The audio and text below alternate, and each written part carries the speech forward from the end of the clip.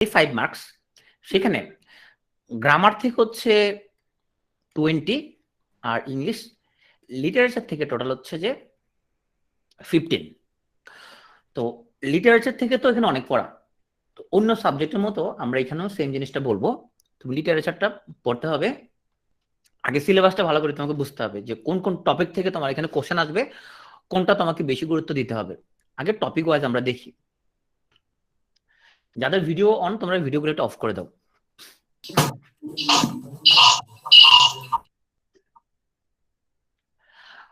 So আমরা যদি সিলেবাসটা দেখি তাহলে আমরা দেখতে পাবো এখানে ইংলিশের যে আমরা যে পিরিয়ড ওয়াইজ যে ভাগ করি, যে ওল্ড ইংলিশ, মিডল ইংলিশ, এরপরে রেনেসা, হ্যাঁ, রোমান্টিক, ভিক্টোরিয়ান, মডার্ন, এরকম ভাগ ভাগ করে যদি আমরা দেখি, আমরা দেখতে পাচ্ছি এখানে যে সবচেয়ে বেশি প্রশ্ন আসে রেনেসা থেকে।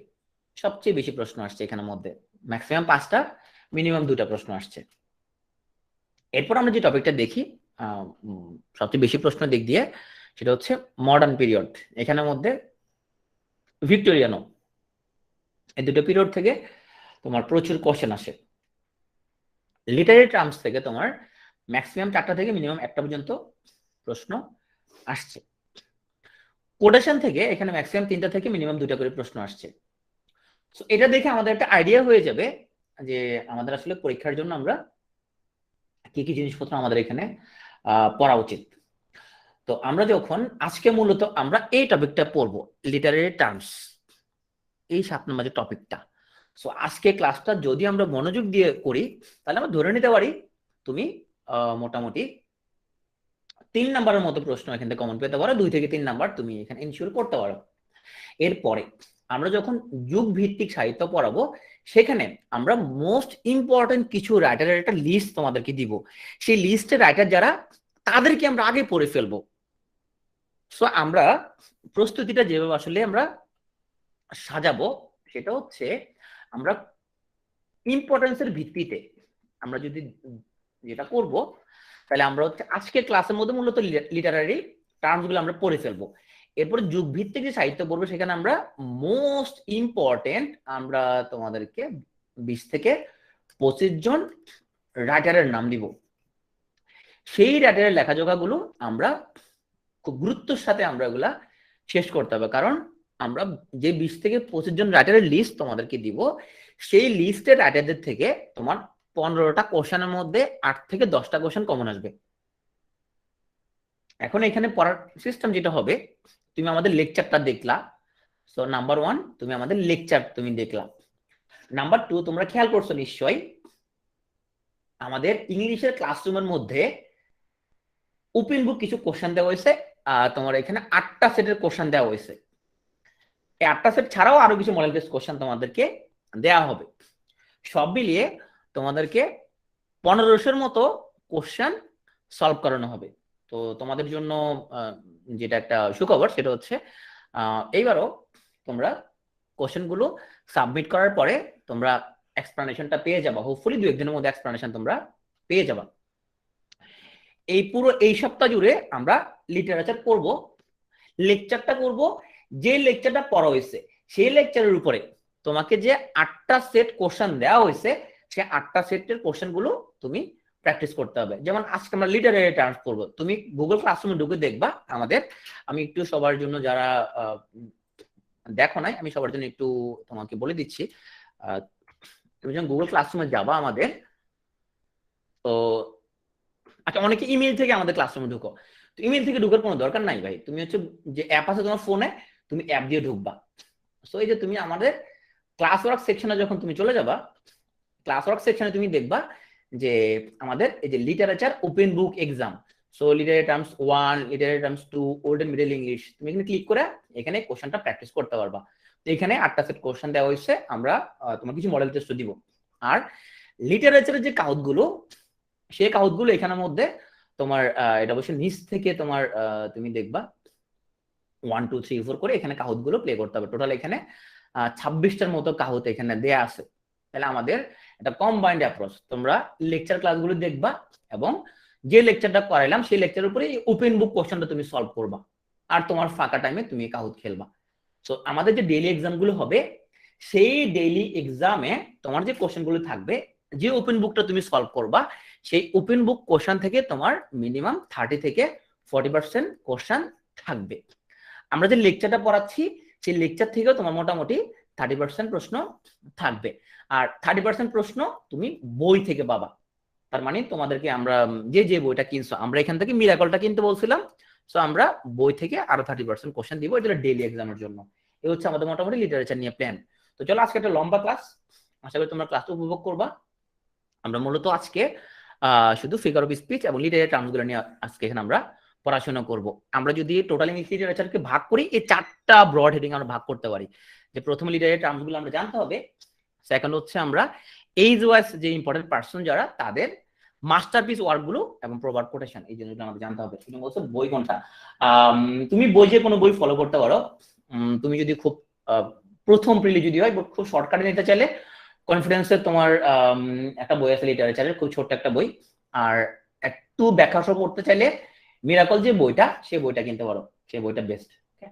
আর হ্যান্ডবুক অন ইংলিশ লিটারেচার একটা বই আছে কনফিডেন্স প্রকাশনীর, খুব ছোট একটা বই, বাট ভালো কনসাইজ, ওটা ফলো করতে পারো। তাহলে আমরা ক্লাসে চলে যাই।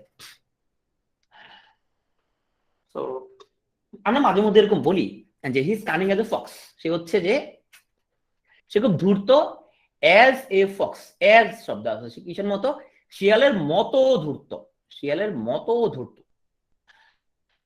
তো এই যাকে দেখা যাচ্ছে সেটাকে বলা হয়তো ডেজার্ট ক্যামেল। এটা হচ্ছে মূলত অ্যাডলফ হিটলারের তার যে বাহিনী, তার বাহিনীর সে সেনাপতি ছিল, বিশাল হত্যাযজ্ঞ চালায়। ওকে, সো আমরা যদি দুটো ভিন্ন বিষয়ের মধ্যে তুলনা করি লাইক বা অ্যাজ দিয়ে, তখন তাকে বলা হয় সিমিলি। তাহলে কি বলছিলাম, দুটো ভিন্ন বিষয়ের মধ্যে তুলনা করব, লাইক অথবা অ্যাজ থাকবে। যেমন আমরা যদি বলি Bangladesh team is as like as tiger, Bangladesh team বাঘের মতো, অ্যাজ আছে কিন্তু, আমরা বলি নাই কিন্তু Bangladesh team is tiger. Is tiger বলি ইকুয়াল হয়ে যেত, ইকুয়াল কিন্তু বলি নাই, বলছে টাইগারের মতো, টাইগার কিন্তু বলি নাই।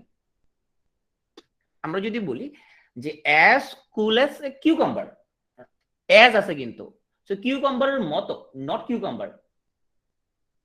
আমরা বলতে পারি যে as playful as a kitten, so বিড়ালের বাচ্চার মতো প্লেফুল, অ্যাজ আছে। সো ওয়াটসঅ্যাপ বলছিল I wandered lonely as a cloud, সে বলছে কি মেঘের মতো সে ঘোরাফেরা করতে, একাকি ঘোরাফেরা করতেছে। So I wandered lonely as a cloud, এটা কিসের এক্সাম্পল হবে সবাই আমরা লিখে ফেলি, এটা হবে সিমিলির একটা এক্সাম্পল। তাহলে সিমিলির মধ্যে আমরা কি মনে রাখবো, সিমিলি শব্দটার মধ্যে আমরা মনে রাখবো এখানে লাইক বা অ্যাস থাকবে, দুটো ভিন্ন বিষয়ের মধ্যে তুলনা, দিস ইজ সিমিলি। রবীন্দ্রনাথ ঠাকুর এখানে কি বলতে চাচ্ছে, মুখখানি তার নত বৃন্ত পদ্ম সম, এ বক্ষে আমার নামিয়া পড়িল ধীরে। এই যে বলছে পদ্ম সম, তার মানে সে মুখকে পদ্মের সমান করে দিছে, ইকুয়াল করে দিছে। হ্যাঁ, দুটো ইকুয়াল, মুখ যেমন নতবৃন্ত পদ্ম সম, একই। আল মাহমুদ বলছে মৃত্যু তো চেঙ্গিসের অশ্বের মতো, দ্রুতগামী বধির। সে বলছে মৃত্যু হচ্ছে চেঙ্গিসের অশ্বের মতো।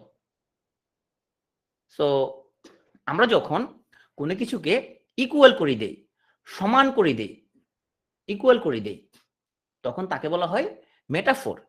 আর এখানে কিন্তু সে ইকুয়াল করে নাই, এখানে কিন্তু সে কি করে নাই, এটা অশ্বের মতো, লাইক অ্যাজ অশ্ব, চেঙ্গিসের অশ্ব বলে না, চেঙ্গিসের অশ্বের মতো। So this is simile. Okay, তাহলে আমরা কি বুঝলাম, যদি তুমি এরকম ইকুয়াল করে দাও, দুটো সমান, তখন হচ্ছে সেটা মেটাফোর। ভাই বুঝি না মেটাফোর জিনিসটা, চলো আমরা কিছু এক্সাম্পল পড়ি। মেটাফোর মানে হচ্ছে দুটি ভিন্ন বিষয়ের মধ্যে সরাসরি তুলনা, যেখানে কোনো like S, S like S এগুলো থাকবে না, ইকুয়াল একদম সমান। যেমন তো বলতেছে কুত্তার বাচ্চা, কুত্তার বাচ্চার মতো বলে না কিন্তু, বলছে সরাসরি কুত্তার বাচ্চা, তার মানে যখন সে গালি দিচ্ছে কাউকে বললো কুত্তার বাচ্চা। সো আমরা যখন আমরা কাউকে যখন তুলনা করি he is a shining star, তার মানে সে হচ্ছে shining star, equal shining star. Okay বলা নাই, যদি বলতো he is as like as shining star, তাহলে সিমিলি হইতো। So kisses are the flowers of affection. আচ্ছা, আমরা যে গ্রামারের মধ্যে পড়াছিলাম লিঙ্কিং ভার্ব, সের মধ্যে কি ছিল আমাদের, সাবজেক্টের সাথে তার কমপ্লিমেন্টের মধ্যে কি করে দেয়, ইকুয়াল করে দেয়, তাই না, এর মধ্যে সমান করে দেয়। সো এখানের মধ্যে her long hair was a flowing golden river, তার মানে তার লং হেয়ার হচ্ছে গোল্ডেন ফ্লোয়িং গোল্ডেন রিভার, দুটাকে ইকুয়াল করে দিল। সিমিলারলি কি হইতো, busy as a bee, so brave as a lion, quiet as a mouse, হ্যাঁ, লাইট অ্যাজ এ ফেদার। তো আমরা দুটো চেনার সহজ উপায়, মেটাফোরের মধ্যে কোনো লাইক অ্যাজ এই জিনিসগুলো থাকবে না, সিমিলের মধ্যে লাইক অ্যাজ এই জিনিসগুলো থাকবে, সিম্পল, রাইট। সামান্তা বলছে মেটাফোর ইকুয়াল টু কমপ্লিমেন্ট। হ্যাঁ, মেটাফোরকে আমরা কমপ্লিমেন্ট বলতে পারি, গ্রামাটিক্যালি মেটাফোরকে আমরা কমপ্লিমেন্ট বলতে পারি। তো আমরা যদি বলি টাইম ইজ মানি, সো মানি কি এখানে মেটাফোর আর সিমিলি? মেটাফোর হলে এম লিখো, সিমিলি হলে এস লিখো। সো মেটাফোর, তাহলে এখানে টাইমকে মানির সাথে ইকুয়াল করেছে, টাইম ইজ মানি। যদি বলতাম টাইম ইজ লাইক অ্যাজ মানি, তখন হয়ে যেত সেটা সিমিলি। ওকে, সো শেক্সপিয়ার যখন বলছে all the world's a stage, পুরো পৃথিবীটা একটা রঙ্গমঞ্চ, all the man and women merely players, তাইলে সব মানব মানবী সবাই কি অভিনেতা সবাই। So is it metaphor or simile? Right, এখানে সে বলছে all the man and women are players, তার মানে সে ম্যান উইমেন কে ইকুয়াল টু প্লেয়ার্স, ইকুয়াল করে দিচ্ছে সে। যদি বলতো all the man and women are as like as players, তখন হয়ে যেত সেটা সিমিলি। আই থিঙ্ক তোমরা এখন বুঝতে পারছো যে সিমিলি এবং মেটাফোর তোমরা ইজিলি চিনতে পারো কিভাবে। জর্জ বার্নার্ডশো বলছে a happy family is but an earlier heaven. So is it similar metaphor? So happy ফ্যামিলিকে সে মূলত একটা আর্লিয়ার হেভেনের সাথে কম্পেয়ার করছে, ইকুয়াল করছে, রাইট। যেহেতু ইকুয়াল তার মানে এটা মেটাফোর, রাইট। আমরা যদি বলি Shere Bangla A K Fazlul Huq is the tiger of Bangla, use similar metaphor, this is also metaphor. So আমরা যে বলতাম যে Fazlul Huq is like as tiger, তখন সিমিলি হইতো। সো এখানের মধ্যে Shere Bangla A K Fazlul Huq is equal to the tiger of Bangla. So life is but a walking shadow, is it similar metaphor? Masum আর একবার, মাসুম এখানে দেখো আমরা বলছি যে শের বাংলাকে ফজলুল হক equal to tiger of Bangla, তাই তাকে আমি বাংলা টাইগার ইকুয়াল করে দিলাম, ফজলুল হক সমান tiger say.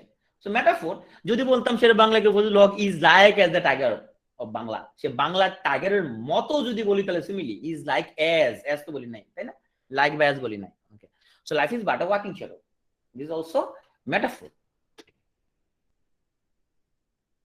Revenge is a kind of wild justice. আচ্ছা, আমরা এই এক্সাম্পল গুলো কিন্তু পরীক্ষা আসবে, সো ক্লাস করার মধ্যেই তোমাকে এগুলো শিখে নিতে হবে, যেহেতু আমাদের সময় খুবই লিমিটেড।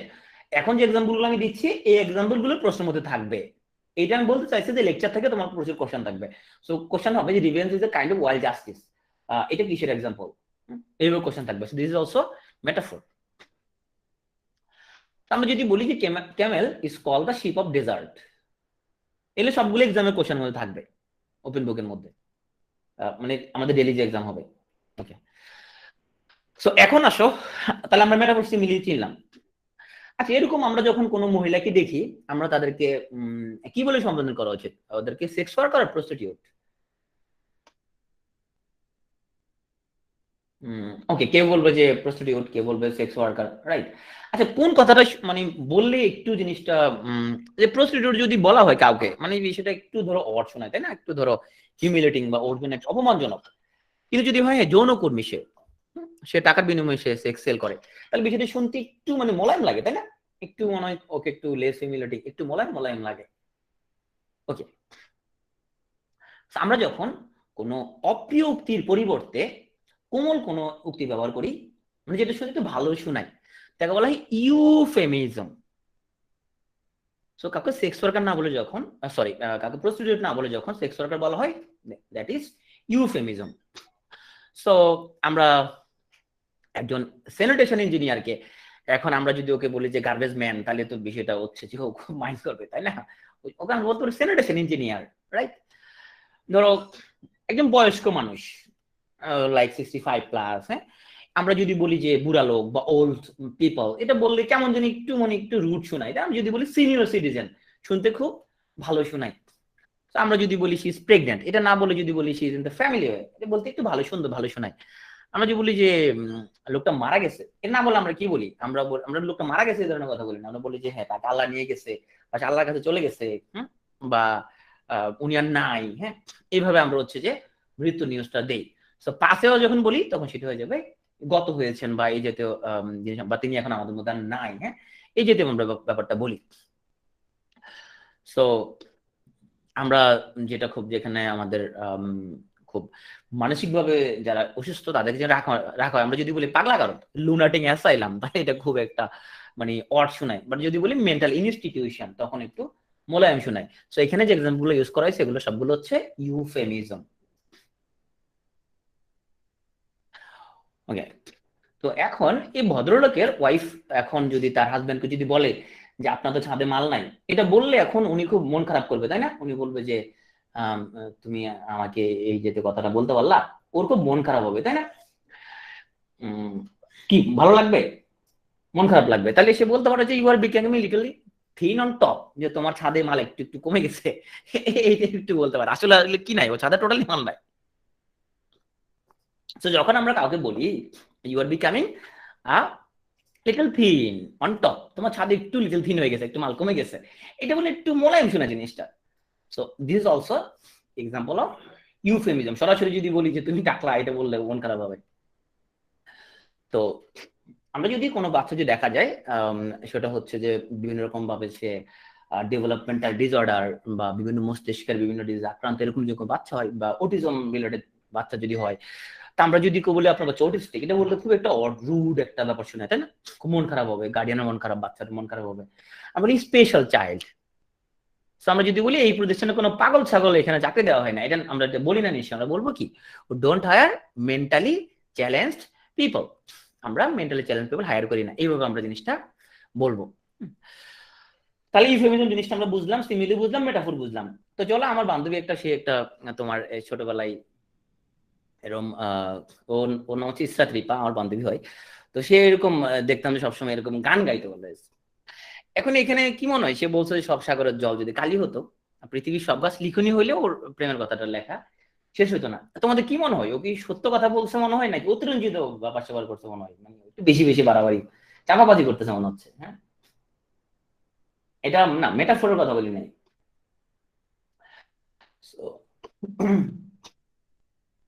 মনে হচ্ছে এটা খুবই একটু আমার অতিরঞ্জিত কথাবার্তা বলতেছে যে পৃথিবীর সব সাগরের জল কি লাগবে আসলে?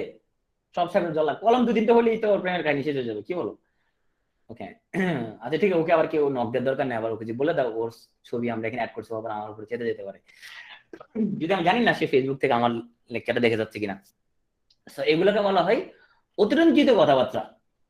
সে যে উইলিয়াম ওয়াটসন বলতেছে 10,000 saw I ate A glance, আচ্ছা ভাই উনি কি গুনছে যে সে 1 2 3 4 5 এগুলো গুনছে, হেঁটে যে দেখছে এগুলো 10,000 গুনে নাই, তাই না? হয়তো এখানে হয়তো শখানে ছিল বা এরকম 2-300 ছিল, গুনে নাই, না গুনে করে 10,000 দেখছে I saw at A glance. তাহলে কিসের এক্সাম্পল? এটা হাইপার বোল। হাইপার শব্দের অর্থ হলো বেশি, হাইপার মানে বেশি, হাইপো মানে কম।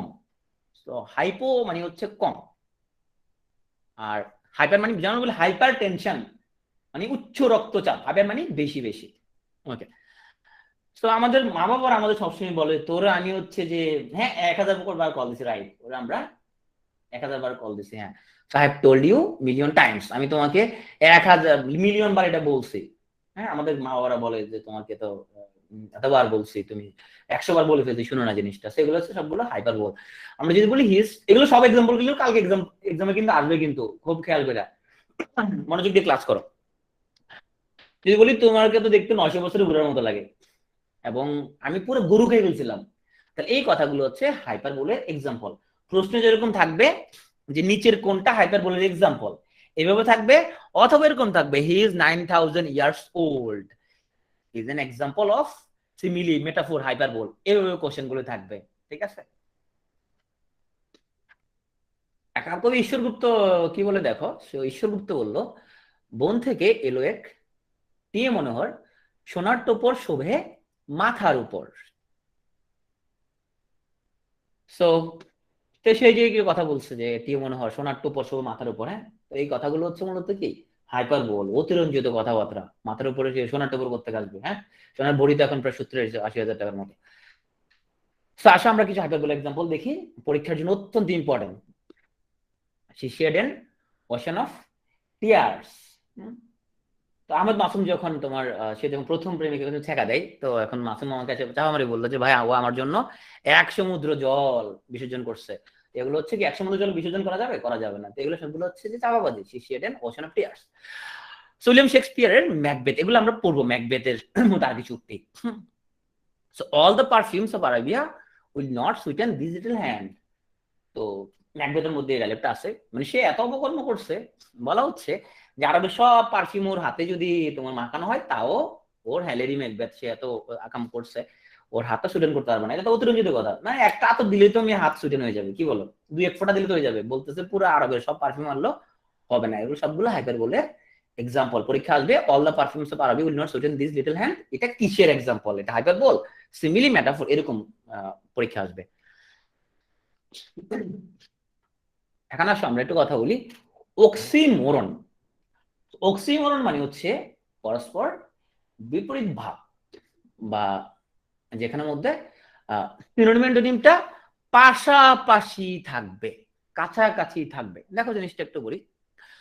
তো আমাদের স্টুডেন্ট হাসিব হচ্ছে যে ক্লাসে রেগুলারলি ইরেগুলার, ও প্রতি 3 ক্লাস পর পর আসে, একটু নকটক দিয়ে আবার চলে যায়, হ্যাঁ, তাহলে ওকে আমরা বলতে পারি সে হচ্ছে regularly irregular. He is carelessly careful. তাহলে দেখো বিপরীত শব্দগুলো কি আছে? পাশাপাশি। This is an open secret. Example গুলো আমরা কিন্তু প্রচুর ইউজ করি। তাহলে এই যে বিপরীত শব্দগুলো পাশাপাশি, অ্যাগ্রিগেট ডিসঅ্যাগ্রিগেট, এই যে পাশাপাশি থাকা, এগুলো বলা হয় অক্সিমোরন।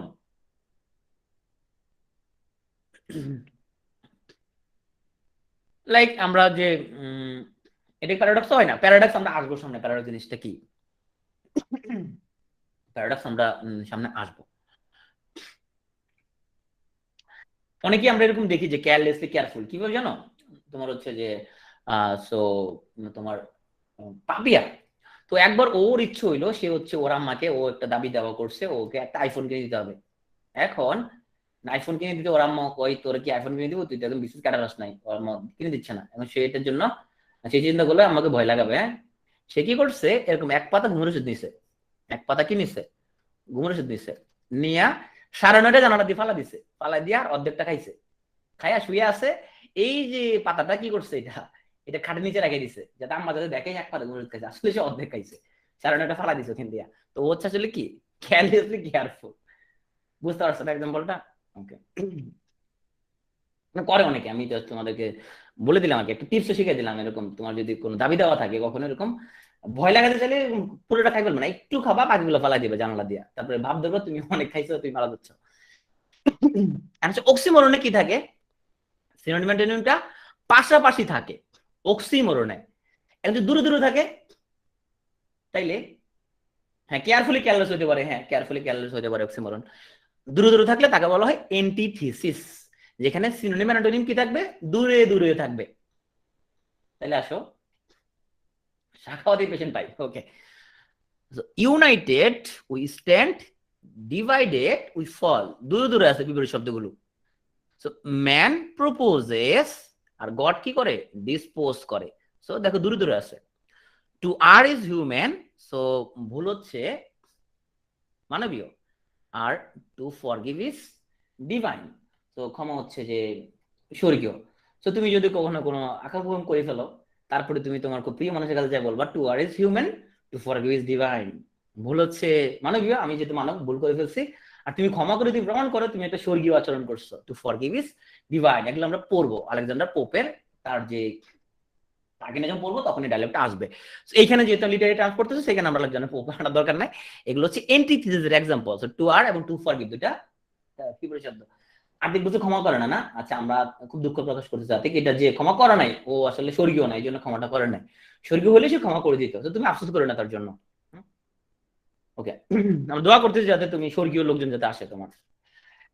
আসলে আইরনি, হ্যাঁ আমরা অনেক সময় এরকম মানে খোঁচা মেরে মেরে আমরা কথা বলি, হ্যাঁ মনে করি আমাদের মা বাবা অনেক সময় বলে তুই তো পড়াশোনা করে উড়ে ফেলতেছিস, অনেক পড়াশোনা হয়ে যাচ্ছে তোমার, হ্যাঁ তুমি তো অনেক পড়াশোনা করে ফেলতেছো। এই কথাটা মানে কি আসলে খোঁচা মারতেছে না, বাবা তুমি তো অনেক পড়াশোনা করো এখন, এটা মানে খোঁচা মারতে আসলে বুঝাতে চাচ্ছে কি, বুঝাচ্ছে আমরা আসলে পড়াশোনা করি না, অথবা আমরা অনেক সময় আমাদেরকে এরকম খোঁচা মারতে চাই। এটা হলো আইরনি, যেখানে মধ্যে অনেক খোঁচা মেরে কাউকে কথা বলা।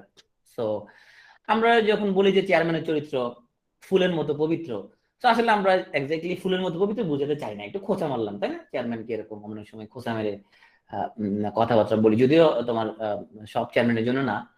আমাদের এখানে কোনো চেয়ারম্যান না, তোমরা না, তোমরা কি চেয়ারম্যান আছো? কারণ এখন তো অনেক ইয়াং চেয়ারম্যান, তুমি থাকলে তুমি না অন্য লোকজন আর কি, তুমি চেয়ারম্যান হিসেবে ভালো হইতে পারো, অন্য লোকজন আমাদের ক্লাসের চেয়ারম্যান থাকলে তারা না। না এখন তো অনেক ইয়াং চেয়ারম্যান হয়ে যায়, আমার এক আমার ফ্রেন্ড একটা কমিশনার হয়ে গেছে তোমার বিসিএস। সো এখন তো ও বলতেছে যে দোস্ত how do I look in a tie, টাইটা আমাকে দেখতে কেমন লাগে। ও বলতেছে কি জিনিস বলতেছে, তো প্লেতে লিটারেচারে কনসিস্টেশনে বলা হয় না আইরনি, হ্যাঁ বলা হয়। সো তোমার ও বলতেছে oh you are perfect, it's a tie that's not worth you, ও তুমি কিন্তু পারফেক্ট, টাইটা তোমার যোগ্য না। এটা দ্বারা আসলে সে করে কি মারতেছে, ওরা একটু খোঁজা মারতেছে, ওরা খোঁজা মারে বলতেছে তোমার মানে টাইটা ওরা যে মানা নেই, এটা সে খোঁজা মারে বলতেছে জিনিসটা। আম, এটা অবশ্য আয়রনের বোঝা যাচ্ছে এখানের মধ্যে this is college of architecture and planning, বোঝা যাচ্ছে অনেক ভালো আর্কিটেকচার এখানে পড়ায়, কি বলো, অনেক ভালো আর্কিটেকচার এন্ড প্ল্যানিং এখানে হয়, অনেক সুন্দর প্ল্যানিং। তোমার মেটাফোর দুটো একই জিনিসের মধ্যে কম্পারিজন বোঝা না, দুটো আলাদা জিনিসের মধ্যে কম্পারিজন বোঝা যায় কি। ওকে, বোঝা যাচ্ছে এখানে খুব ভালো প্ল্যানিং আর্কিটেকচার হয়, যেখানে কলেজের সিটা এদিক দিয়ে চলে আসছে, অনেক ভালো প্ল্যান হয়েছে। তারপর আমরা কিছু তো water water everywhere, not any drop to drink, সবদিকে পানি কিন্তু পান করার মতো একটা ফোঁটাও নাই। ওকে, এখন আমরা চলে আসবো পার্সোনিফিকেশন কি জিনিস। পার্সোনিফিকেশন মানে হচ্ছে তুমি কোনো ব্যক্তি কি করে, ব্যক্তি হাসে, ব্যক্তি কাঁদে, ব্যক্তি গান গায়, ব্যক্তি ভয় পায়, তাই না, এটা ব্যক্তির কোনো গুণাবলী। তা আমরা যদি কোনো বস্তুগত জিনিসকে কোনো ব্যক্তির মতো তুলনা করি বা বিবেচনা করি, তারা বলা হয় পার্সোনিফিকেশন। এখন ধরো এই সিঙ্গারকে চিনো তোমরা কেউ? এখন সে বলতেছে যে চিনো অনেকে না, আচ্ছা সে বলছে আকাশ কাঁদে বাতাস কাঁদে। আচ্ছা এখন তোমরা আমাকে বলো এই যে কান্নাকাটি করা এটা কি আকাশের কাম? এটা কোনো জীবজন্তু তাই না, মানুষের, এটা মানুষের কাম কাঁদা, কারণ নিশ্চয় তোমার মেঘের তো আর ওই কান্না গ্রন্থি নাই তাই না, লেক্রিমাল ল্যান্ড ওদের নাই, ওরা কেমনে কাঁদবে? তাহলে সে এই কান্নাকাটি যে মানুষের যে কাজ, এটারে সে ওই আকাশ বলতেছে, আকাশকে তুলনা করছে, আকাশের দিকে নিয়ে গেছে সে। তো এখন এই যে মানুষের যে কাজটা, মানুষের যে গুণাবলী, এটা সে বস্তুর মধ্যে সেখানের মধ্যে দিচ্ছে, দিস ইজ কল্ড পার্সনিফিকেশন। চলো আমরা আরো কিছু এক্সাম্পল আমরা দেই। তাহলে আসলে হ্যাঁ সোনু নিগমের গান থেকে যেটা আসছে তোমার দ্য স্কাই ইজ ক্রাইং, আকাশ কাঁদে, the thirsty earth soaks of the rain, তৃষ্ণার্ত যে পৃথিবীটা সে বৃষ্টিকে শোষণ করে নিচ্ছে। তৃষ্ণা তোমার পৃথিবীকে পানি খায়, সে পানি খায় না, এরকম পানি শোষণ করবো থেকে। ব্যক্তির একটা গুণাবলী আমি বস্তুর উপরে আরোপ করলাম। স্মাইলিং সিজন, ঋতু তো হাসতে পারে না, হাসে তো মানুষ, তাহলে আমরা ব্যক্তির সাথে তোমার ব্যক্তির গুণটার উপর আরোপ করলাম। দ্য অ্যাংরি সান, রাগান্বিত সূর্য, the threatening sky, the happy period, এই যে এক্সাম্পল গুলো, এগুলোকে আমরা বলতে পারি পার্সনিফিকেশন।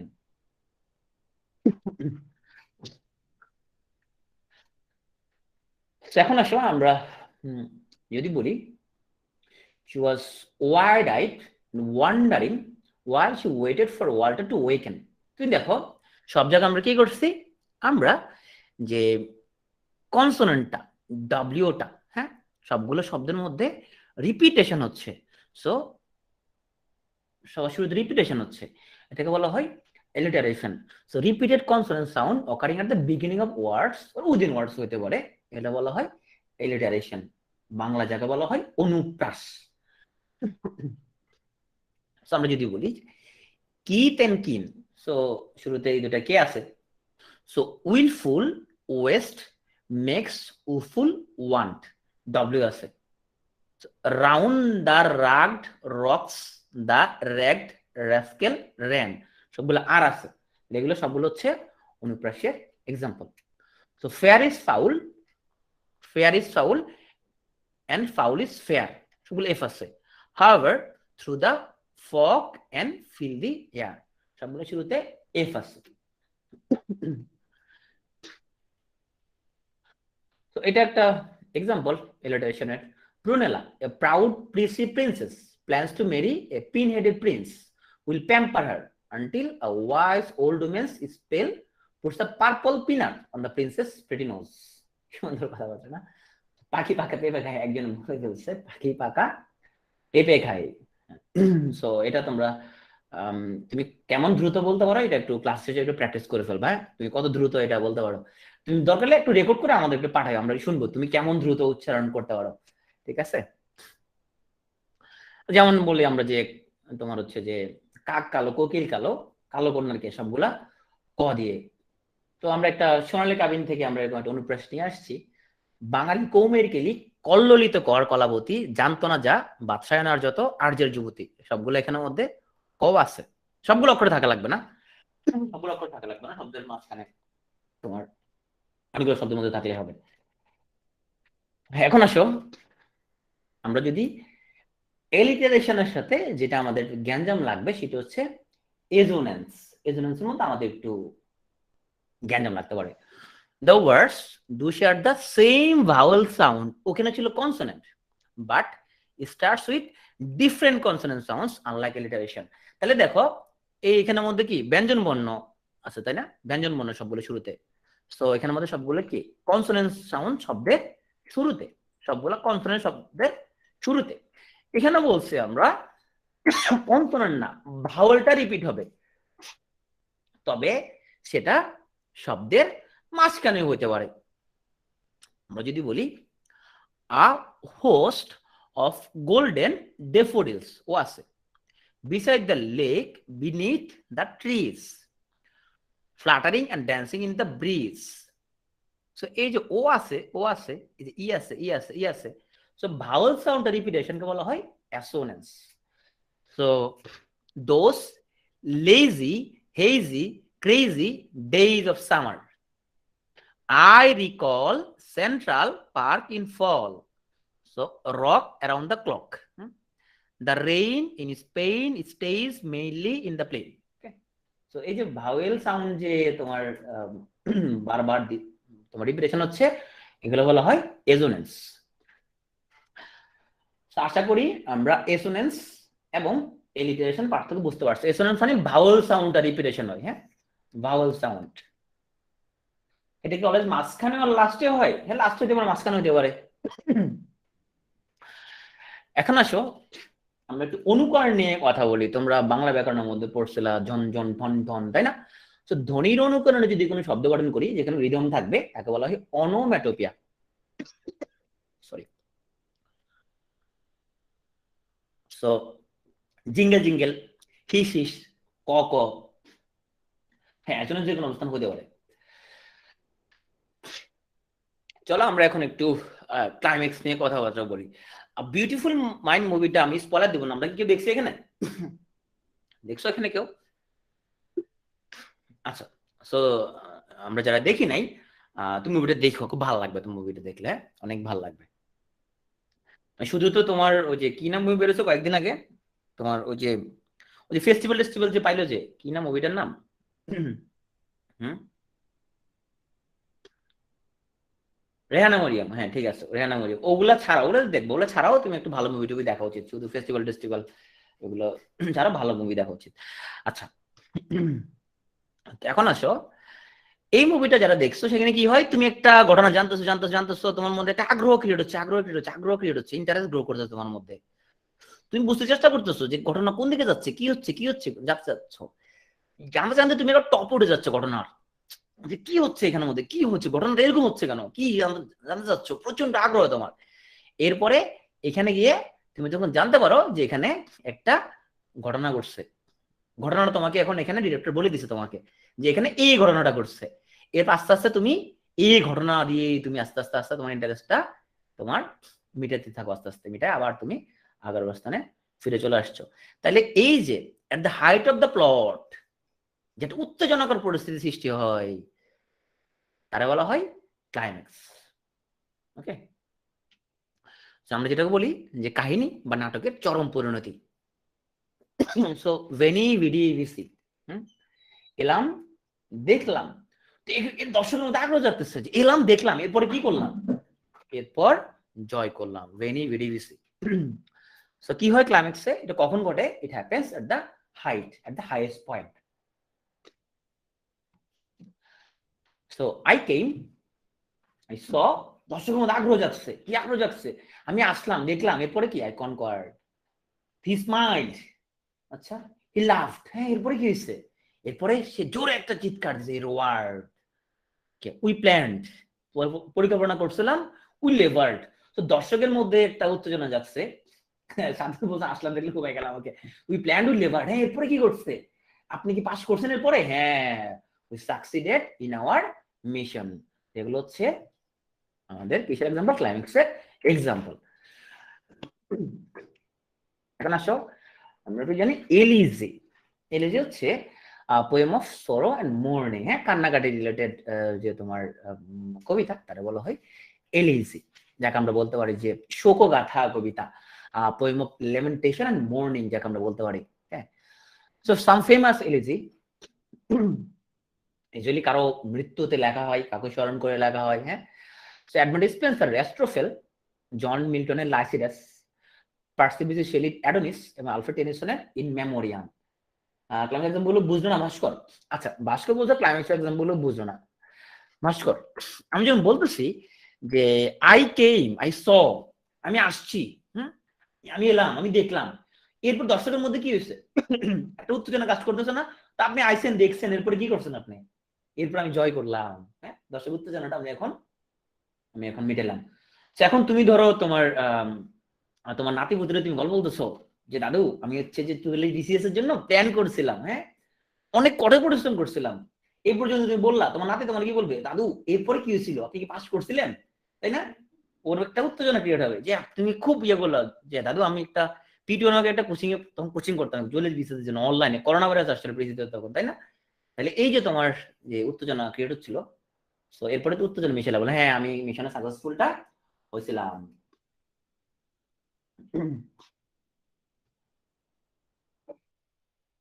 সমাজ বলছে হি হি, উই উই, আচ্ছা এগুলোকে এলিটারেশনও বলা যাবে একসাথে, হ্যাঁ যদি কনসোনেন্টটা তোমার যেহেতু একসাথে আসতে পর এলিটারেশন বলা যাবে।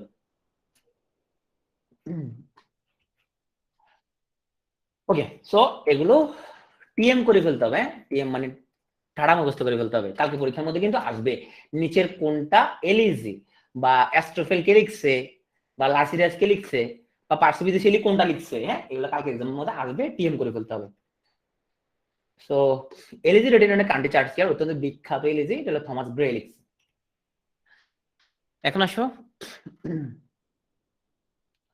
ডার্স। তো ডার্স হচ্ছে আমরা, আচ্ছা তোমরা কি খুব বিলাপ ধ্বনি কেউ শুনছো, যে খুব বিলাপ করতে শুনছো কিনা কোথাও, যে লোকজন যখন মারা যায় তখন বিলাপ করে, তাই না, বিভিন্ন রকমের, হ্যাঁ যারা খুব পীরের ভক্ত যদি কেউ থাকো দেখবে পীরের মৃত্যুর পরে পীরের ভক্তরা এখানের মধ্যে পীরকে দিয়ে ওখানের মধ্যে তারা বিলাপ করে, হ্যাঁ গ্রামের মহিলারা বিলাপ করে আর এই কত ভালো লোক আসিল রে এরকম দিয়া বিলাপ করতে থাকে। এই যে কোনো মৃত মানুষকে সামনে রেখে বা মৃত মানুষকে সামনে রেখে তোমার যে একটা বিলাপ, তোমার মেডিসিন রাইট হসপিটালে নাইট করতে দেখা যায়। সো এই যে একটু মনের ভাব প্রকাশ করতে হচ্ছে যে বিলাপ, এটা বলো ডার্চ।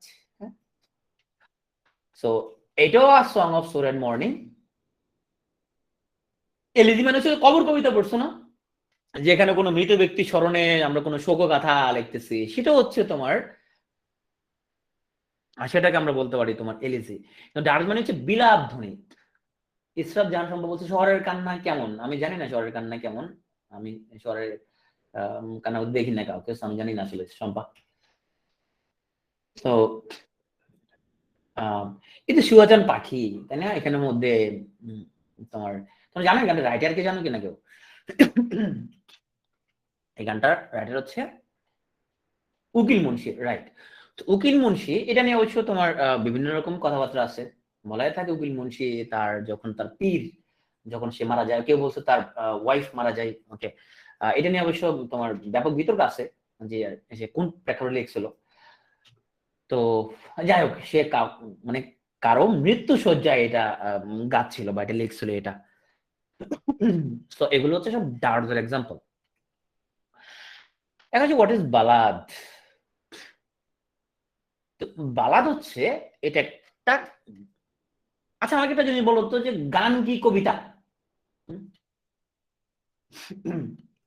বার্লিনি যে বলছে উনি নাকি প্রেজেন্ট ছিল ওইখানে, ভার্সিটি প্রেজেন্ট ছিল না, গান কি কবিতা? রাইট, গান একটা কবিতা। আচ্ছা কোন রাইটার কি তোমার গান লেখার জন্য নোবেল প্রাইজ পেয়েছে এরকম কেউ আছে? জানি না, এরকম কাউকে চিনি?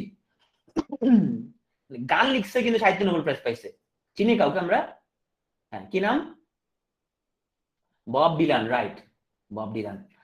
মাসুম বলছে রবি ঠাকুর গীতাঞ্জলি তো মনে হয় গাওয়ার জন্য লেখা হয়েছে না?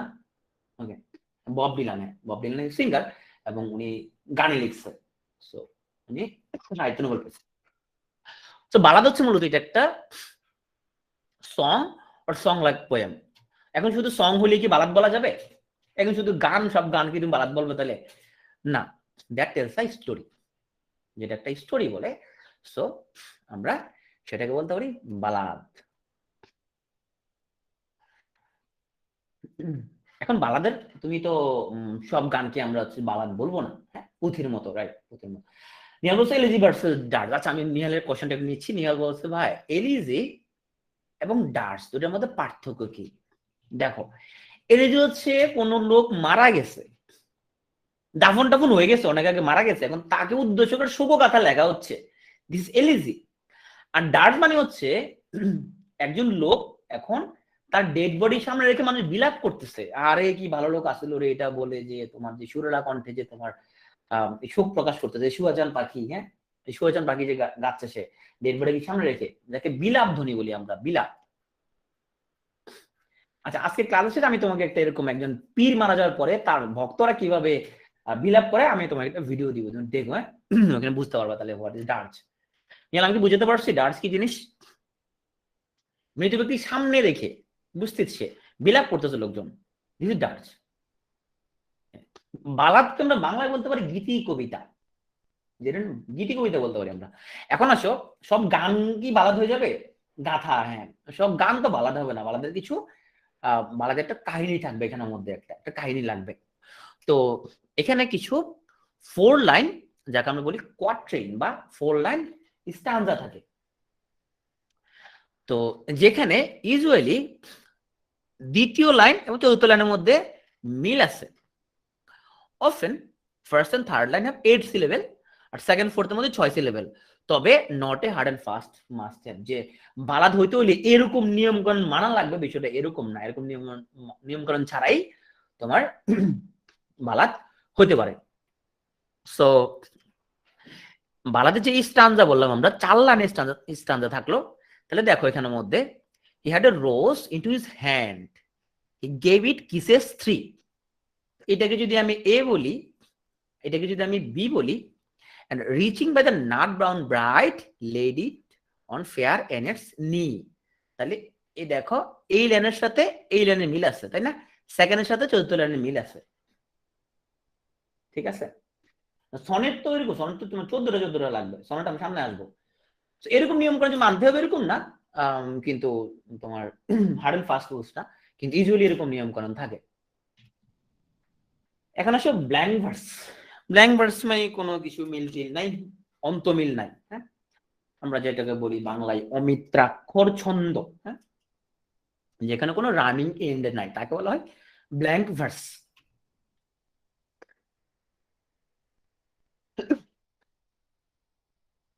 সে এপিক। মহাকাব্য তোমাদের পড়ানো ছিল বাংলায়, তাই না? ম্যাডাম বলছিল যে মহাকাব্য যেখানে একটা লং স্টোরি থাকে, লম্বা একটা গল্প থাকে, যেখানে একটা, আচ্ছা এপিক গুলো কি করুণ রস থাকে নাকি বীর রস থাকে? কোনটা প্রাধান্য পায় এপিকের মধ্যে, মহাকাব্যে? বীর রস প্রাধান্য পায় নাকি করুণ রস প্রাধান্য পায়? বীর রস। কোন একটা হিরোইক ডিটস নিয়ে এখানে মেজাবিন বলছে করুণ রস, না মেজাবিন এপিকের মধ্যে বীরের কাহিনী এখানে প্রাধান্য পায়, বীর রস প্রাধান্য পায়। সো কোন হিরোইক ডিটস এখানের মধ্যে প্রাধান্য পাবে, এগুলো বলা হয় এপিক বা মহাকাব্য। তো আমরা এপিকের সংজ্ঞা বলতে পারি, এপিকটা হচ্ছে একটা লং ন্যারেটিভ পোয়েম যেটা আমাদের একটা হিস্ট্রি নিয়ে এবং ন্যাশনাল হিরোর অ্যাসপিরেশন একটা গ্র্যান্ড স্টাইলে আমাদেরকে বর্ণনা করে। অথবা বলতে পারি long narrative poem dealing with heroic themes and adventure, এগুলো নিয়ে কথাবার্তা বলে, এগুলো হচ্ছে যে এপিক। পরীক্ষায় আসবে a long narrative poem dealing with heroic themes and adventure, হ্যাঁ, is এখানে আমরা লিখে দিব ডার্জ, এলিজি, এপিক, হ্যাঁ, এরকম অপশন দিয়ে দিব। তাইলে এটা হচ্ছে, আমি কোশ্চেন ফার্স্ট করে দিলাম, এরকম প্রশ্ন আসবে যে সংজ্ঞা দিয়ে দিব, তারপর অপশনের থাকবে এটা কি জিনিস। সো দুই ধরনের মহাকাব্য তোমার থাকে। একটা হচ্ছে মানুষের মুখে মুখে জেনারেশন থেকে জেনারেশনে একটা কাহিনী পাস হইতেছে, পরে কে একজন লিখে ফেলছে, যেমন হোমারের ইলিয়াড অ্যান্ড ওডিসি। জিনিসটা কি, মানুষের মুখে মুখে এটা জেনারেশন থেকে জেনারেশন পাস হইছে, দাদা বলছে নাতিকে, নাতি তার পোলাকে, তার পোলা তার পোলাকে, তার পোলা তার পোলাকে, এইভাবে জেনারেশন থেকে জেনারেশন পাস হইছে, পরে কেউ লিখে ফেললো। So this Iliad and Odyssey. আর সেকেন্ডারি এপিকটা কি জিনিস, যেটা হইছে এরকম কোন লোকগাথা না যেটা নিজে থেকেই বানায় বানায় লিখছে, প্রাইমারি এপিক থেকে তোমার কোনো উৎসাহিত হয়েছে, বা প্রাইমারি এপিক থেকে সে তোমার হচ্ছে মোটিভেটেড হয়ে সে নিজে একটা কাহিনী ফাঁদছে, সেটা হচ্ছে সেকেন্ডারি এপিক। যেমন ভার্জিলের ইনিড, এটা একটা সেকেন্ডারি এপিক। বা তোমার দান্তের ডিভাইন কমেডি, এটা একটা সেকেন্ডারি এপিক। পরীক্ষার মধ্যে আমরা কোশ্চেন দিব নিচের কোনটি এপিকের এক্সাম্পল, হ্যাঁ, অথবা নিচের কোনটি প্রাইমারি এপিকের এক্সাম্পল, এরকম পরীক্ষা কোশ্চেনের মধ্যে থাকবে। সো প্রাইমারি এপিক হচ্ছে ইলিয়াড এন্ড ওডিসি। সো তোমার আলেকজান্ডার পোপের the rape of the lock, হ্যাঁ, এগুলো ফেরি কুইন, এডমন্ড স্পেন্সারের, তারপরে তোমার হচ্ছে যে এই যে হোমার, ইলিয়াড এন্ড ওডিসি, এসব বলেছে এপিক। এটা অনেকে বলতে আরেকবার বলতাম, প্রাইমারি এপিক হচ্ছে যেটা জেনারেশন থেকে জেনারেশন পাস হয়েছে, এটা নির্দিষ্ট কোত্থেকে আসছে আমরা জানি না, এটা এটা মানুষের মুখে মুখে মুখে মুখে প্রচলিত ছিল এভাবে, এরপরে কেউ একজন লিখছে, এটা হচ্ছে ইলিয়াড এন্ড ওডিসি। হোমার এটা সে রাইট ডাউন করছে, কিন্তু তার আগেও তো কাহিনীটা ছিল, লোকমুখে প্রচলিত ছিল, কিভাবে আসছে কোত্থেকে আসছে এটা আমরা জানি না এটা, হ্যাঁ। আর সেকেন্ডারি এপিক হচ্ছে এটা লোকমুখে ছিল যেরকম না, এটা হয় প্রাইমারি এপিক থেকে মোটিভেটেড হয়েছে, না নিজে একটা কাহিনীটা সে লিখছে, সেকেন্ডারি এপিক। তো কিছু বিখ্যাত এপিকের এক্সাম্পল দেখি, আলেকজান্ডার পোপের the rape of the lock, তারপর ফেরি কুইন এডমন্ড স্পেন্সারের, হোমারের ইলিয়াড ওডিসি তো আমরা আগে বললাম, মিল্টনের paradise lost and paradise regain, এগুলো হচ্ছে সবগুলো এপিকের এক্সাম্পল। ওকে, ভার্জিলের Aeneid. So is it primary or secondary? Primary epic or secondary epic? This is, Nilav বলছে প্রাইমারি এপিক। কেমন প্রাইমারি? ইনিল সেকেন্ডারি এপিকের এক্সাম্পল। ওকে, এখন আসো লিমেরিক। লিমেরিককে আমরা বলতে পারি যে ছড়া, a form of light verse of 5 lines, 5 লাইনের যে ছড়া তাকে বলা হয় লিমেরিক। তো Edward Lear, there was an old man in the tree. Also, there was an old man in the tree who was horribly bored by a bee. When they said, "Does it buzz?" he replied, "Yes, it does. It's a regular brood of bee." তাহলে এই যে অন্তমিলযুক্ত 5 লাইনের যে ছড়া তাকে বলা হয় limerick. একটা বিখ্যাত limerick. There is an old man with a beard who said, "It is just as I feared. 2 wolves in the hand, 4 larks in the rain have all built their nest in the beard." So লোকে দাড়ির মধ্যে দেখো এই যে পেঁচা, হ্যাঁ, হ্যান, পাখি, এরা সব এখানের মধ্যে বাসা বাঁধছে, এগুলো হলো লিমেরিকের উদাহরণ।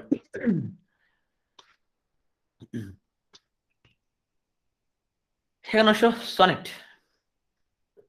সনেট হচ্ছে লিরিক্যাল পোয়েম অফ 14 লাইন্স, 14 লাইনের একটা কবিতা, যাকে বলা হয় সনেট, যেখানে অক্টেভ অ্যান্ড সেস্টেট, অষ্টক এবং ষষ্ঠক দুই ভাগে ভাগ করা থাকে। সরি, সে প্যারোডি। প্যারোডি মানে হচ্ছে যে আমরা খুব একটা হিউমারাস ওয়েতে কারো স্টাইলকে আমরা হচ্ছে যে কপি করলাম, এটা হচ্ছে যে প্যারোডি।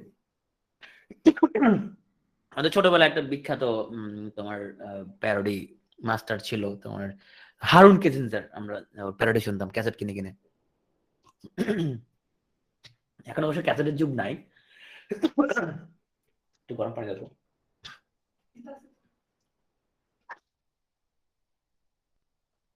তো প্যারোডির মধ্যে কি হয়, প্যারোডির মধ্যে এটা একটা টুকু মজুমদার, হ্যাঁ, একটা মকিং ইমিটেশন এবং composition imitating another design to criticize the original.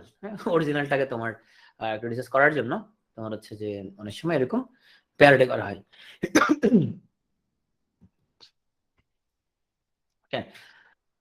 যেমন ক্যামেল টার্কিশ গোল্ড, এখানের মধ্যে ওরা হচ্ছে এখানের মধ্যে প্যারোডি করছে আর একটা, ওরা দিচ্ছে ম্যামেল। সো এগুলো খুব শিল্পকর্মকে এখানের মধ্যে খুব সুন্দর হয়েছে না, শিল্পকর্মকে প্যারোডি করছে, ওটার অরিজিনালটাকে ইমিটেট করে সে নতুন একটা ফানি ওয়েতে একটা জিনিস বানাইছে। তোমাদের পছন্দ হয়েছে না? খুব অনেক ভালো লাগছে জিনিসটা। এই যে এটা তো এরকম, এটা আবার ভালো হয়েছে জিনিসটা, যে মাস্ক পরাইছে। যদি মোনালিসা এই কোভিড এর সিজনে মাস্ক ছাড়া যদি এভাবে বসে থাকে, দেখা যাবে সে এরকম ওমাইক্রন ছড়াতে থাকবে। তা আমরা চাই না সেটা, কি বলো? আমরা এটা ওকে। ওকে, আমরা আমাদের পরে আলোচনা যাই। এই বইটা কি আমরা কি পড়ছি? এখানে একটা অনেকে পড়ছি না, গারিবাস ট্রাভেলস, রাইট। তো এখানে কি হচ্ছে, এখানে সে তোমার এরকম ছোট মানুষদেরকে বিদ্রুপাত্ম কইতে, মুভিও দেখছো না? আচ্ছা, বিদ্রুপাত্ম কইতে এখানের মধ্যে সে একটা ব্যঙ্গাত্মক একটা উপন্যাস লিখছে, যাকে আমরা বলি যে, আবার জর্জ ওরেলের এনিম্যাল ফার্মকে পড়ছি আমরা। যদি কেউ না পড়ি তাহলে এই বইটা একটা মাস্ট রিড একটা বুক। যদি কেউ না পড়ে থাকো অবশ্যই বইটা পড়বা, তুমি অনেক ভালো লাগবে, অবশ্যই এই বইটা পড়বা। অনেক ভালো একটা বই, অনেক ভালো লাগবে তোমার। বাজারে অনেক ভালো বাংলা অনুবাদ পাওয়া যায়, বাংলা অনুবাদে পড়তে পারো। তো এখানে মূলত সে এখানে কমিউনিজমকে সে ব্যঙ্গ করছে, সে সমাজতন্ত্রকে ব্যঙ্গ করে এই নোবেলটা লেখা হয়েছে। সো এগুলো বলা হয় স্যাটায়ার। তো প্যারোডি আর স্যাটায়ারের মধ্যে কিছুটা পার্থক্য আছে আসলে। প্যারোডি মানে হচ্ছে অরিজিনাল কোনো কিছুকে কি করা, নকল করা। ধরো তোমার রিপন্থার সাথে তুমি কম্পেয়ার করতে পারো।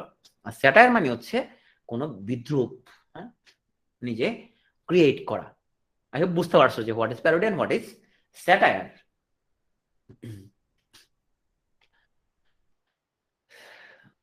আমি যেগুলো লিখেছি স্যাটায়ার, হ্যাঁ, আমি যেগুলো লিখি সেগুলো স্যাটায়ার।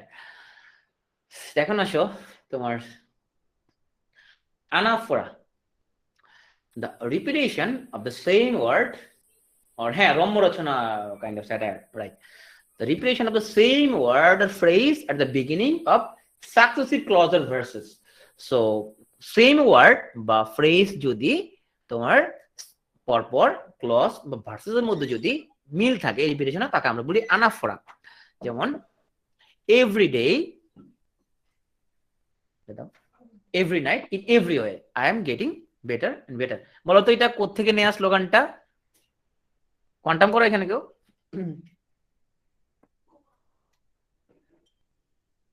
আরেকবার নীলুফা, স্যাটায়ার আর প্যারোডি। প্যারোডি মানে হচ্ছে তোমার, প্যারোডি মানে তুমি অরিজিনাল কোনো জিনিসকে তুমি একটা অরিজিনাল, এটা তো অরিজিনাল একটা মনে হচ্ছে আছে, এটাকে তুমি ইয়ে করলা, ইমিডিয়েট করলা, নকল করলা, এটাকে নকল করা, এটা প্যারোডি বলে এটাকে।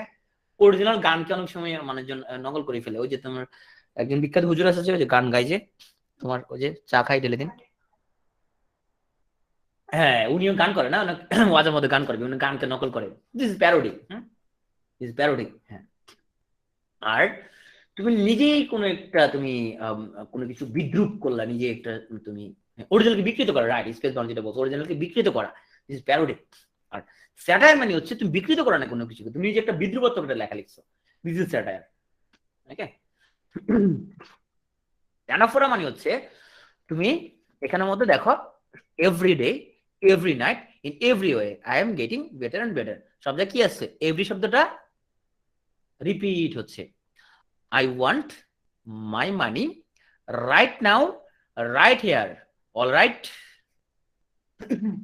তো তুমি টাকা ধার দিয়ে বলতেছো আমি আমার টাকা এই মুহূর্তে চাই, এখানে চাই, অল রাইট। এই যে রাইট শব্দ রিপিট হচ্ছে বলা হয় আনাফোরা। ওকে। আমরা অনেক সময় আল্লাহর কাছে ধৈর্য চাই না, ওই আল্লাহ পাক আমাকে ধৈর্য দেন, এখনই দেন, দিতে হবে, দিয়ে দেন, এখনই দিয়ে দেন না, ধৈর্য আশা করি আমরা দোয়া করি। তো right now, right here, all right এর মতো।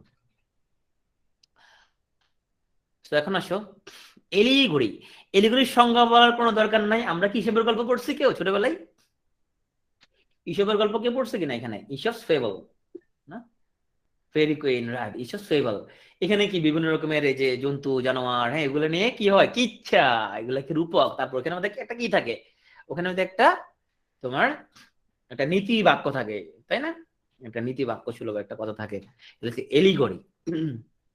সো এডমান্ড স্পেন্সারের, হ্যাঁ, মোরাল একটা লাইন থাকে ওখানের মধ্যে। সো এডমান্ড স্পেন্সারের দ্য ফেরি কুইন, উইলিয়াম শেক্সপিয়ারের দ্য টেম্পেস্ট, এগুলো হচ্ছে তোমার এলিগরি এক্সাম্পল। এইটা আমাদের খুব ফেভারিট এলিগরি, ইসফস ফেবল। হিম,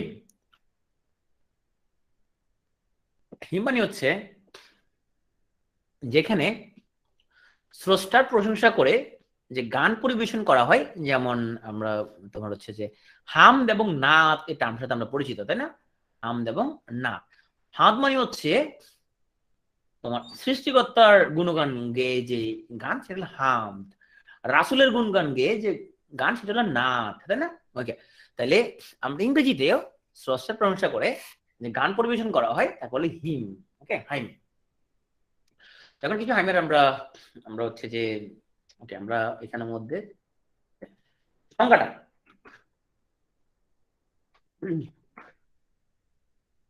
ওড।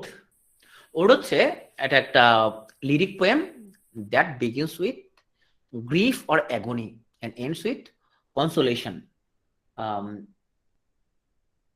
হাইম উচ্চারণ করতে, আচ্ছা, অসুবিধা নেই। ওড হচ্ছে যেটা একটা গীতি কবিতা, যেটা একটা গ্রিফ বা অ্যাগনিতে শুরু হয়, এবং ওই গ্রিফ বা অ্যাগনিটা সেটা একটা সান্ত্বনা দিয়ে শেষ হয়। So Thomas Gray, the bard, মিল্টনের ode on the morning of Christ, ode to a nightingale, এটা কিটসের। তো পরীক্ষা আজ মূলত নিচের কোনটি ওডের এক্সাম্পল। আগে বলতাম এটা একটা লিরিক পোয়েম, একটা গীতি কবিতা, যেটা শুরু হয় কোন একটা গ্রিফ বা অ্যাগনি দিয়ে, দুঃখ, কষ্ট, কোন একটা রাগ, এগনি দিয়ে শুরু হয় এবং একটা সান্ত্বনা দিয়ে শেষ হয়, কনসোলেশন দিয়ে। ওকে, পরীক্ষা আসবে ওট, বুঝো নাই? গ্রিফ, গ্রিফ মানে হচ্ছে দুঃখ, মনোকষ্ট, মর্ম যাতনা, কোন একটা মর্ম যাতনা দিয়ে একটা জিনিস শুরু হয়েছে, পরে এসে জ্বালা, হ্যাঁ, মনের জ্বালা। একটা কনসোলেশন দিয়ে, যেটা সান্ত্বনা দিয়ে যেটা শেষ হয়, এটা একটা গীতি কবিতা, লিরিক পোয়েম। ঠিক আছে? ওকে। অনুশোচনা, এরকম না, সান্ত্বনা সূচক, হ্যাঁ, অনুশোচনা হইতে পারে এরকম, অনুশোচনা না এক্স্যাক্টলি। নীলই বলছে এক্সাম্পল, জীবনে অনেক দুঃখ আসবে কিন্তু বেঁচে থাকতে হবে হাসি মুখে। হ্যাঁ, একটা প্রথমে একটা গ্রিফ দিয়ে শুরু করছে, পরে হাসি মুখে একটা একটা তোমার কনসোলেশন দিয়ে শেষ করছে। আচ্ছা, এইটা হবে মূলত MOUR, ওকে, মর্নিং।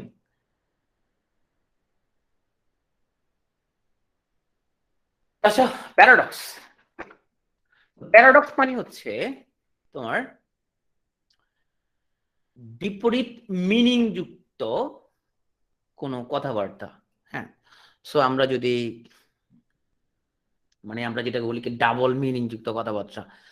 সো আমরা যদি বলি যে তোমাকে একজন জিজ্ঞেস করলো, সেদিন তোমাদের এক্সাম্পল বলছিলাম তাই না, বলছিলাম যে কোথাও কেউ নেই, এই নাটকের শেষে যখন একদম শেষ পর্বে যখন বাকের ভাইয়ের ফাঁসি হয়ে যায়, তখন কিন্তু বাকের ভাইয়ের ডেড বডি গ্রহণ করার জন্য কোনো লোকজন পাওয়া যাচ্ছে না। তো মুনা সেখানে যায় ডেড বডি গ্রহণ করতে। তো জেলাদার জিজ্ঞেস করে যে আপনি বাকেরের কে হন? সে বলছে কেউ না, আমি কেউ না। তাহলে সে যে বলছে আমি কেউ না, এক্স্যাক্টলি কিন্তু সে সেটা মিন করে না। সে বুঝে যাচ্ছে বাকেরের তো কেউ নাই, আসলে আমি তো সবকিছু, তো কেউ নাই, তাই না? সো এগুলো হচ্ছে প্যারাডক্সের এক্সাম্পল। যদি বলি there is no one so poor as a wealthy miser. So একজন ধনী কৃপণ ব্যক্তির চেয়ে গরিব লোক আর হইতে পারে না। আমরা অনেক সময় বলি যে লোকটা এত গরিব, এত গরিব, এত গরিব যে টাকা ছাড়া ওর কাছে আর কিছু নাই, তাই না? অনেক সময় আমরা তোমার যাদের কাছে শুধু টাকা আছে শুধু আমরা ওদেরকে এটা বলি যে এত গরিব, এত গরিব, শুধু টাকা ছাড়া আর ওর কাছে কিছু নাই। So cowards die many times before their deaths. এগুলো হচ্ছে প্যারাডক্সের এক্সাম্পল, কন্ট্রাডিক্টরি কথাবার্তা, রাইট? আসো উই লার্ন ফ্রম হিস্ট্রি। কি লার্ন করি? লার্ন করি যে that we do not learn from history. কথাটা অত্যন্ত সঠিক। আমাদের সামাজিক, রাজনৈতিক সব বাস্তবতা কথাটা সঠিক, সঠিক কিনা? ইতিহাস থেকে আমরা শিখি, কি শিখি? আমরা আসলে ইতিহাস থেকে কিছুই শিখি না, রাইট? জর্জ হেগেলের একটা কথা, আমরা আসলে ইতিহাস থেকে কখনো কি করি না? শিক্ষা গ্রহণ করি না। আমরা মনে করি যে আমাদের আগে যারা অপকর্ম করে গেছে, ঠিক আছে, ওরা তো শাস্তি পেয়েছে, যে আমরা মনে হয় পাবো না। আমরা ইতিহাস থেকে কখনো শিক্ষা গ্রহণ করি না। যুগে যুগে জিনিসটা দেখা যায়। এগুলো সব প্যারাডক্সের এক্সাম্পল। আসে আমরা একটু সলিলোকুই নিয়ে একটু আমরা কথাবার্তা বলি। নাদিয়া হচ্ছে খুব হিন্দি হিন্দি আমি খুব বুঝি না। নাদিয়া আমি চেষ্টা করি, কিন্তু সৌদা হিন্দিতে আমি বুঝি না খুব বেশি। আমি বুঝে দিই, বাংলা মিনিটে লিখে দাও। সলিলোকুই তো যখন নাটকের মঞ্চে কোনো চরিত্র সে স্বগুক্তি মানে একাকী কথোপকথনের মাধ্যমে তার যে অনুভূতি প্রকাশ করে, নিজের সাথে নিজে কথা বলে, এটা হলো সলিলোকুই। তা আমি একবার আহমেদ মাসুমদের বাসায় গেছিলাম, ওখানে রাতে ঘুমতে করে দেখি যে ও বাগানের মধ্যে হাঁটতেছে। আমি তো জানলা তাকাই আছি, তুমি কিরে হাঁটতেছে কেন? আমি নতুন ওদের বাসায় গেছি এখানে, ও দেখি যে খুব তুমি ও কান্নাকাটি করতেছে বাগানের মধ্যে। আজ ওরি না, তুমি আমি কি ভুল করছিলাম, তুমি হচ্ছে যে কেন চলে গেলা, এগুলো বলে বলে নিজেকে সে কান্নাকাটি করতেছিল। আমি তো ভাবলাম ওখানে কেউ আছে কিনা, ওখানে কেউ নাই। তো মাসুম হচ্ছে সে ওই একাকী কথোপকথনের মাধ্যমে নিজের ভাবটা প্রকাশ করতেছিল, নিজের সাথে নিজে কথা বলতেছিল। আমি দেখলাম ওখানে আসলে কোনো লোকজন ছিল না। এটা হচ্ছে মাসুমের একটা সলিলোকুই, একটা স্বগুক্তি, তার মানে তার নিজের সাথে নিজে সে কথাবার্তা বলতেছে। এটা নামটা আমি ভালো করে শুনি না আসলে, কি জানি সে বলতেছিল। এখন আর সলিলোকুইর আমরা একটু এক্সাম্পল দেখি, মানে ডেফিনেশন দেখি, পরীক্ষায় আসতে পারে। সো এটা একটা dramatic technique of speaking alone to give characters their own thoughts and feelings. নিজের সাথে সে নিজে কথাবার্তা বলে তার ওন থটস এন্ড ফিলিং সে প্রকাশ করতেছে। আচ্ছা, মনো মানে হচ্ছে এক, লোক মানে হচ্ছে কথাবার্তা। হ্যাঁ, মনোলগ মানে একজনের কথাবার্তা। So by a character talking to himself, তো নিজের সাথে নিজের যে কথাবার্তা, উইথ নো লিসনার অ্যারাউন্ড, আশেপাশে কোনো লোকজন নাই, নিজের সাথে নিজে কথাবার্তা বলতেছে। This is called soliloquy. নিজের সাথে নিজে সে কথাবার্তা বলতেছে। হ্যাঁ, Hamlet is a great example of various soliloquy. So Hamlet বলছিল কি, ওখানে আমাদের একটা ডায়লগ আছে, to be or not to be, that is the question. Doctor ফাস্টাসের মধ্যে yet R thou still but Faustus and a man. So নিজের সাথে নিজে কথাবার্তা বলতেছে, এগুলো হচ্ছে সলিলোকুইর এক্সাম্পল। এটা অত্যন্ত গুরুত্বপূর্ণ এক্সাম্পল, পরীক্ষা আসবে। Yet R thou still but Faustus and a man, এটা কিসের এক্সাম্পল? হ্যাঁ, এইভাবে পরীক্ষা কোশ্চেন আসবে। আসলে মনোলগ ব্যাপারটা আসলে কি? মনোলগ মানে হচ্ছে speech or writing produced and often performed by one person. একজন ব্যক্তি এখানের মধ্যে তোমার কথাবার্তা বলতেছে, বক্তৃতা দিতেছে, এখানে কিন্তু ওই তোমার অডিয়েন্সের উদ্দেশ্যে, কিন্তু এটা কিন্তু অডিয়েন্সের উদ্দেশ্যে। তাহলে মনোলগও একজনই কথা বলতেছে, সলিলয়েডও একজনই কথা বলতেছে। কিন্তু মনোলগ মানে হচ্ছে একজন কথা বলতেছে, ঠিক আছে, কিন্তু এখানের মধ্যে কি আছে, একক অভিনয়, দর্শকের উদ্দেশ্যে সে কথা বলতেছে, একক অভিনয় করতেছে, ঠিক আছে, দর্শকের উদ্দেশ্যে সে ডায়লগ দিচ্ছে, দর্শকের উদ্দেশ্যে সে ডায়লগ দিচ্ছে, এটা হলো মনোলগ। আর সলিলয় হচ্ছে সে নিজের সাথে নিজেই কথা বলতেছে, অডিয়েন্সের উদ্দেশ্য নয়, রাইট, অডিয়েন্সের উদ্দেশ্য নয়, সে নিজের সাথে নিজে কথা বলতেছে, হাই আমি হচ্ছে এইভাবে আমার এই জীবনটা শেষ করে ফেললাম, পড়াশোনাটা না করে কি করলাম, এই নিজেকে নিজে মাথার মধ্যে সে চাপড় মারতেছে, ফেসবুক করে করে যে জীবনটা আমি শেষ করে ফেললাম, এইভাবে নিজের সাথে নিজে সে আফসোস করতেছে। সলিলয়। এখন আসো তোমাদের সবার অত্যন্ত ফেভারিট একজন অ্যাক্টর জসিম ভাই, না জসিম ভাই। তো জসিমকে তোমরা জেনেছেন, দেখবো যে জসিম সবসময় তোমার কোথাও অন্যায় অপকর্ম যদি হয়ে থাকে, জসিম ভাই ওখানে সবসময় উনি আগায় যায়। কিন্তু জসিম ভাই ওই আগে মার খেয়ে ফেলতো, অনেক মার খেয়ে ফেলার পর ওনার ঠোঁট থেকে রক্ত হতে পারিত, তো সে রক্তটা দেখতো, দেখার পর রক্ত দেখার পরেই হচ্ছে ওর তোমার ইয়ে হয়ে যেত, তোমার ওই যে মানে বডি তোমার গরম হয়ে যেত, এরপরে আর ডিসিম ডিসিম করে তোমার হচ্ছে ভিলানকে মারে ফেলতো। তো এই যে প্রোটাগনিস্ট মানে the leading character of A play, নাটক বা সিনেমার মধ্যে যে লিড রোলটা যে নেয় তাকে বলা হয় প্রোটাগনিস্ট, আর ভিলেন হচ্ছে অ্যান্টাগনিস্ট, সে হলো ভিলেন। হ্যাঁ, জসিম ঠেলাগাড়ি চালায়, তো ঠেলাগাড়ির মাধ্যমে সে অনেক ধনী হইতে আমি দেখছি ওকে, এবং আমি দেখছি নিজেই অনেক, এটা আমি চাক্ষুষ দেখছি, আমার সাথে আমার বন্ধুরা দেখছে এটা, ঠেলাগাড়ির মাধ্যমে যে উনি যে ওনার জীবনটা পরিবর্তন করতো, এটা আমি ছোটবেলায় নিজে চোখে দেখছি, এগুলা শোনা কথা না, এগুলা আমি নিজে দেখছি, এগুলা বিটিভিতে দেখাইতো, এগুলা বিটিভিতে নিশ্চয়ই মিথ্যা কথা ওখানের মধ্যে প্রচার করে না, সরকারি চ্যানেল যেহেতু। অশো, তো আমরা তোমার কোন প্লের তোমার হচ্ছে যে প্রোটাগনিস্ট অ্যাগনিস্ট বলতে পারো, হ্যাঁ প্রোটাগনিস্ট, অ্যান্টাগনিস্ট মানে ভিলেন, হ্যাঁ প্রোটাগনিস্ট যে নায়ক থাকে আর কি সে। তো কোনো tragic end of A play তাকে বলা হয়, এটা খুব কি বলে বিপর্যয়, তাই না, এটা হচ্ছে যে ক্যাটাস্ট্রফি, হ্যাঁ এরকম নায়ক যখন সে জীবন রেখে কি লাভ, এখানের মধ্যে মাসুমের জীবনে অনুপ্রেরণা, অনেকের জীবনে অনেক অনুপ্রেরণা, অনেক অনেক ভালো লোক অনেক। সো এখন আসো আমরা একটা গুরুত্বপূর্ণ জিনিসপত্র, আচ্ছা তোমরা যারা ঘুমাইতেছো তুমি একটু হাইটা হাইটা ক্লাস করো, হেডফোন লাগে এটা হাঁটো, হাঁটাহাঁটি করো, অনেকে ঘুমাইতেছো দেখতেছি, হাই তুলতেছো, এই হাই তুলতেছো কেন তুমি, এই যে হাইটা যে তুললা তুমি, এই হাইটা তুললে তো তোমার এখন পুরো ভিতরে সব দেখা গেছে এখানের মধ্যে, হ্যাঁ হাই তুলো না, হাঁটাহাঁটি করো। আর যারা শুয়ে শুয়ে ক্লাস করতেছো, চেয়ারে বসে ক্লাস করো, শুয়ে শুয়ে কিসের ক্লাস, হাঁটা হাঁটা ক্লাস করো, নাহলে তুমি হচ্ছে চেয়ারে বসে বসে ক্লাস করো, এত বড় বড় হাই তুলতেছো বসে বসে এখানের মধ্যে, নাহলে ওই চা চা খাও, চা খাও। এই জন্য বলছিলাম তোমরা মিয়া বিয়ে শাদী যদি উপায় থাকে করে ফেলো, বউ তোমার এখানে ইয়ে আনে দিবে, তোমার হচ্ছে যে ওই যে চাটা এনে দিবে এখানের মধ্যে, তো খাইতে খাইতে ক্লাস করবা। আর মেয়েদের জন্য এটা বলতেছি, মানে তোমার হাজবেন্ডকে বলো যে তুমি আমাকে চা এনে দাও, আমি হচ্ছে যে ক্লাস করতেছি বিসিএস এর জন্য, তুমি দেখতেছো না চা আনতে পারো না, এগুলা তুমি বলবে এরকম। হ্যাঁ মেয়েরাও তো হাজবেন্ডকে বলবা এটা, হম বলবা যে আমি বিসিএস ক্লাস করতেছি, গুরুত্বপূর্ণ ক্লাস। সো তবে মাইক্রোফোন অন করে না, আবার বলবো তুমি আবার এখানে কি মস্কারি করতেছো মনে হচ্ছে। আচ্ছা হোমো নাই, হোমোফোন, হোমোগ্রাফ নিয়ে আমার লাগবে না, আমি শুধু এই দুইটা নিয়ে কথা বলবো। দেখো স্পেলিং সেম, প্রনাউন্সিয়েশন সেম, শুধু মিনিংটা ডিফারেন্ট।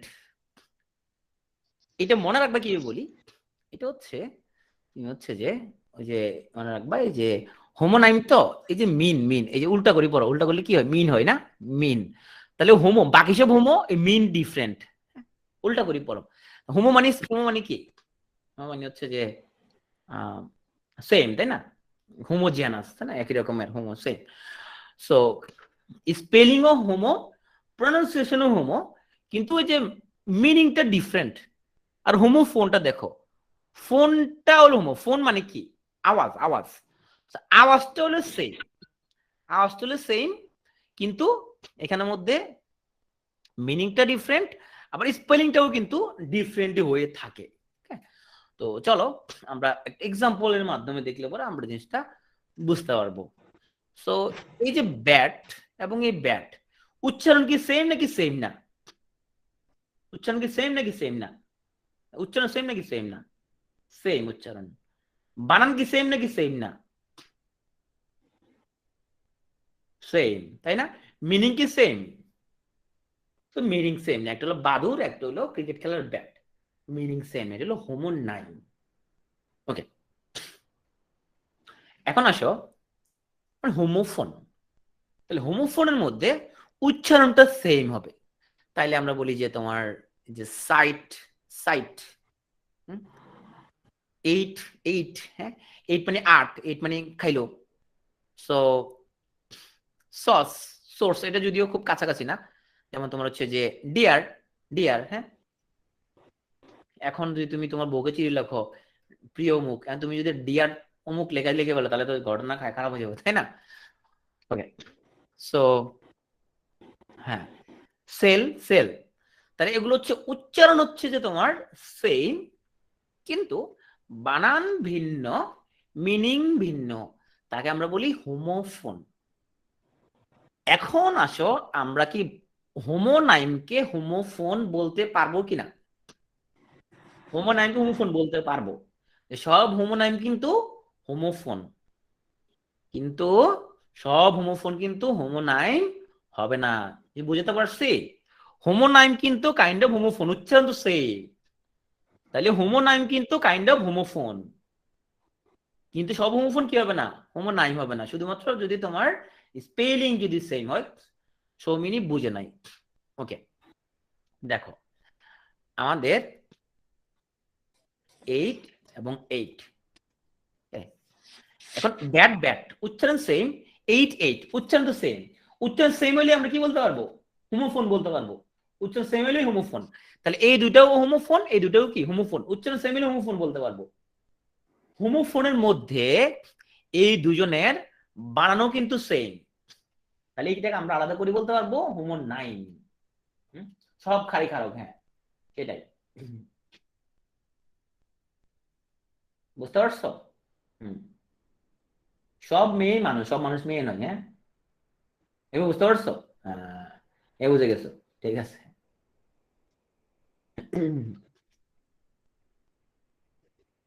ওকে, তো ওনাকে চিনি নাকি আমরা কেউ?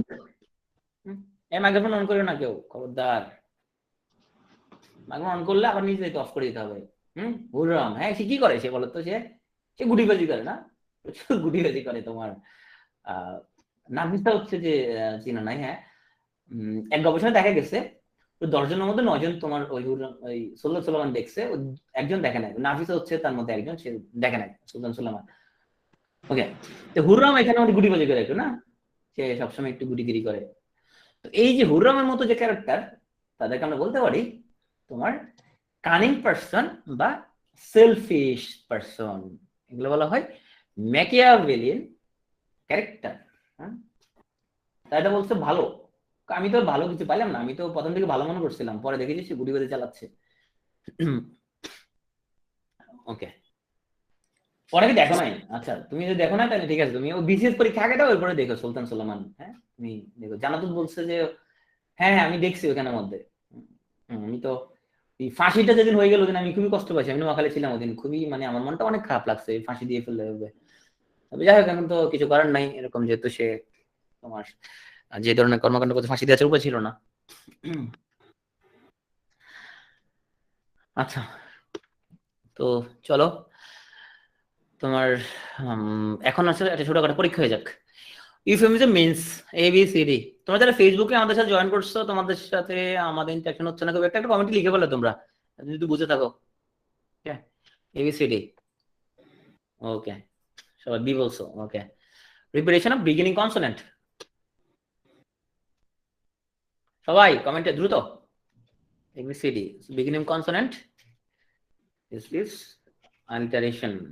Okay, funny poems of 5 lines, limerick, quad, sextet, haiku. Limerick.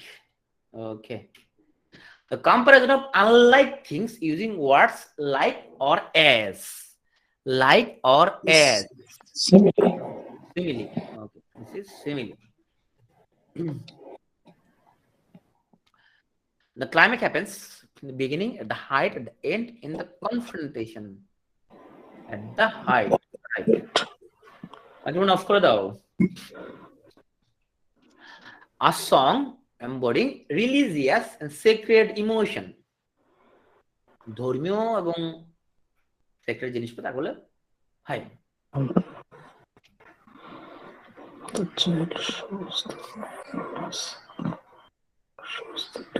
মাইক্রোফোনটা অফ করো, মাইক্রোফোন রাখছো কে?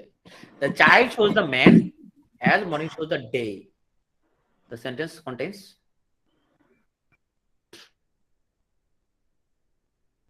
as a right, as a so simile, right?